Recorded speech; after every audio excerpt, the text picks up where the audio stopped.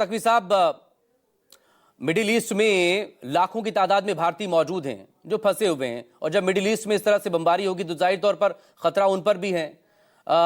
इसको लेकर आप क्या कहेंगे? कैसे अगर ये लगातार अटैक्स होते रहे तो खतरा तो फिर उन भारतीयों पर भी होगा ना? जी देखिए, ख़तरा मैं समझता हूँ कि अभी तक जितने भी ईरान ने स्ट्राइक्स किए हैं वो यूएस के एसेट्स के ऊपर किए हैं, उनके अड्डों के ऊपर किए हैं, और अभी तक इस तरह की कोई चीज़ जो है वो इन मुल्कों के ऊपर, उनके शहरों के ऊपर इस तरह के हमले नहीं हुए हैं।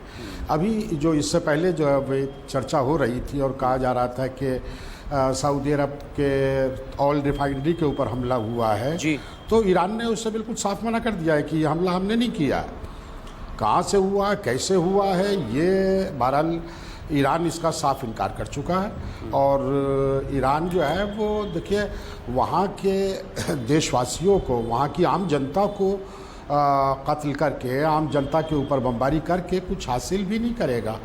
लिहाजा मैं समझता हूँ कि वो ऐसा हरगिज़ नहीं करने वाला। लेकिन बहरहाल देखिए, युद्ध जब होता है तो उसके अंदर अनहोनी भी हो जाती हैं, तो ये तो बहरहाल होता रहा है, हर जंग में होता रहा है।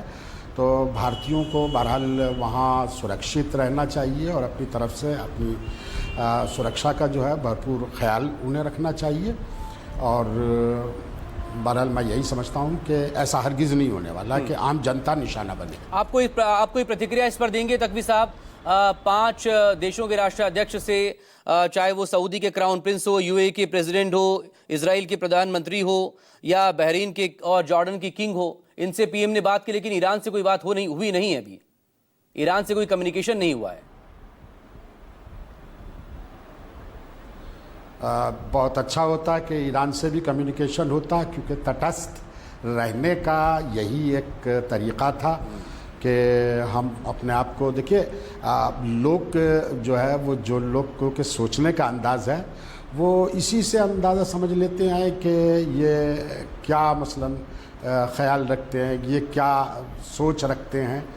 हालांकि मैं समझता हूँ कि भारत तटस्थ है और तटस्थ रहेगा। वो इसलिए कि इस जंग के अंदर कौन जीते कौन हारे, इससे भारत के ऊपर कोई फ़र्क पड़ने वाला नहीं है। बहुत शुक्रिया।